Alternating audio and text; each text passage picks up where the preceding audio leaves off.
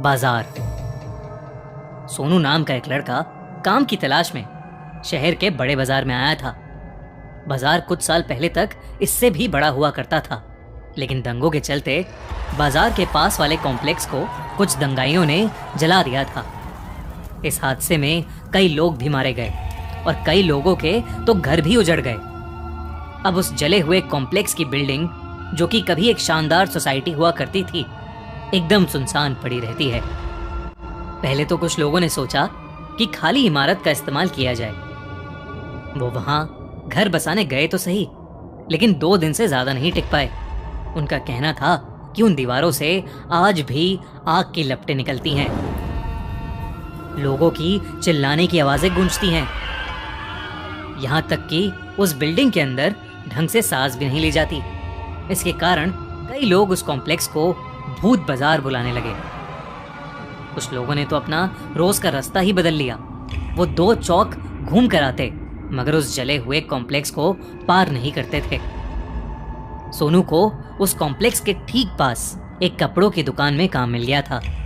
दोपहर के समय जब धूप बढ़ जाती तो कम ही ग्राहक आते थे। एक बार श्यामल, जो कि उस कपड़ों की दुकान का मालिक था, दोपहर में बैठा अपनी दुकान में आराम कर रहा था।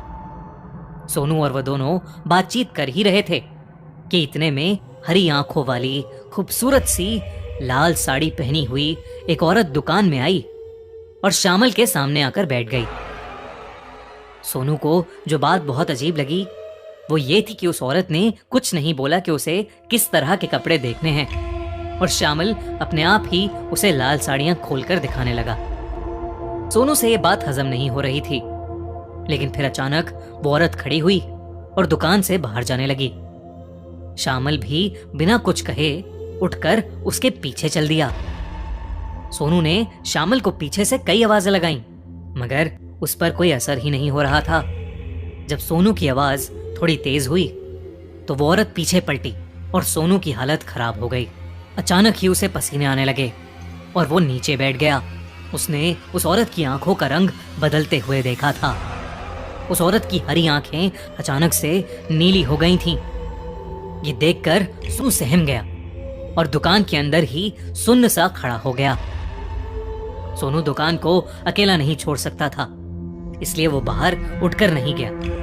थोड़ी ही देर में कई सारे लोग दुकान से आगे भागते हुए नजर आए। एक दुकानदार भागते हुए आया और उसने सोनू को बताया कि कॉम्प्लेक्स के सामने श्यामल बेहोश पड़ा मिला है। होश आने पर श्यामल को कुछ भी याद नहीं था।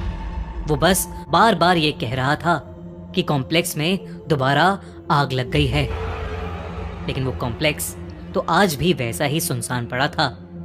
वहां ऐसा कुछ भी नहीं था, पर सोनू का डर बढ़ने लगा था। वो चाहकर भी उन हरी आंखों वाली औरत को भूल नहीं पा रहा था।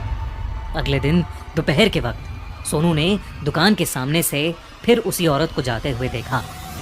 सोनू डरा हुआ था, मगर वो उसके बारे में जानना चाहता था, तो उसने हिम्मत की और श्यामल को बताए बिना दुकान से बाहर चला गया।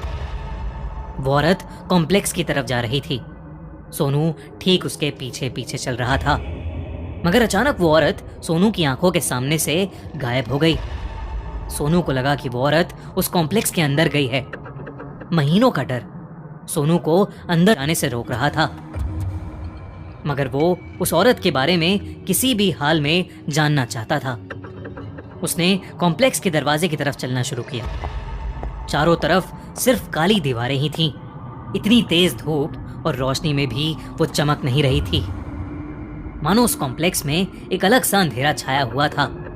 वो जली हुई दीवारें अगर कोई गौर से देखे तो मालूम हो रहा था कि किस तरह आग की लपटों ने उन्हें जकड़ लिया था। अंदर जाते वक्त सोनू को अखबारों की हेडलाइंस याद आ रही थीं।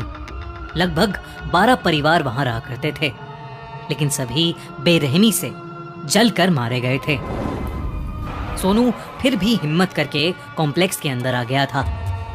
कॉम्प्लेक्स की दीवारें जैसे चीख चीख कर बता रही थी कि उस रात वहां क्या हुआ था। हैरत की बात तो ये थी कि सोनू को अचानक से बहुत ही गर्मी लगने लगी। मौसम जैसी गर्मी नहीं, बल्कि ऐसी जैसे कोई उसे आग की लपटों में झुलसा रहा हो। उससे और आगे चला नहीं जा रहा था।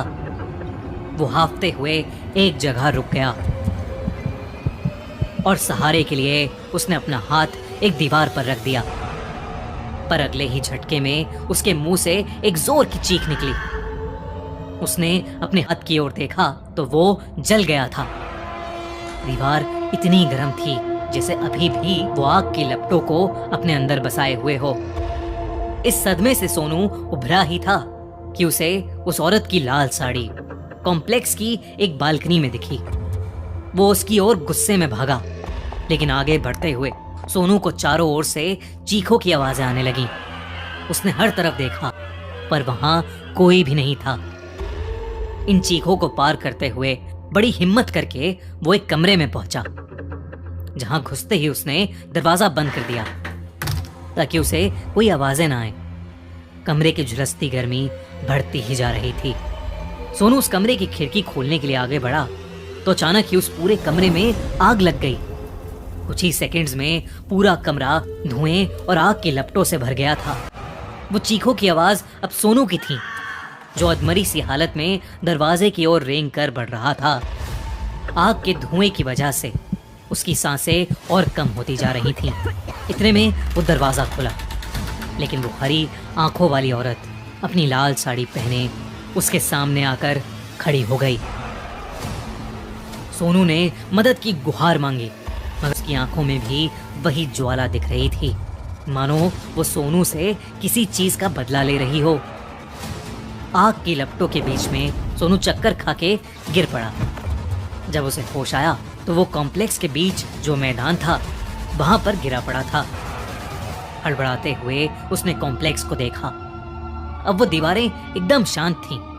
आग का कोई नामो निशान नहीं था। सोनू फौरन उठा और वहां से भाग निकला। उसने बाहर आते ही लोगों को अपने साथ हुए हादसे के बारे में बताया तो किसी ने भी उसकी बात पर यकीन नहीं किया, क्योंकि किसी ने भी उस हरी आंखों वाली औरत को नहीं देखा था। यहाँ तक कि दुकान के सीसीटीवी कैमरास तक चेक करे गए, पर वो औरत उसमें भी कहीं नहीं मिली।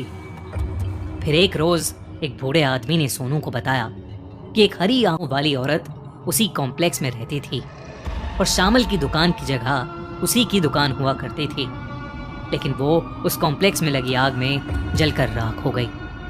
सोनू ये सुनकर दहल गया था। वो तुरंत उस शहर को छोड़कर वापस अपने गांव चला गया।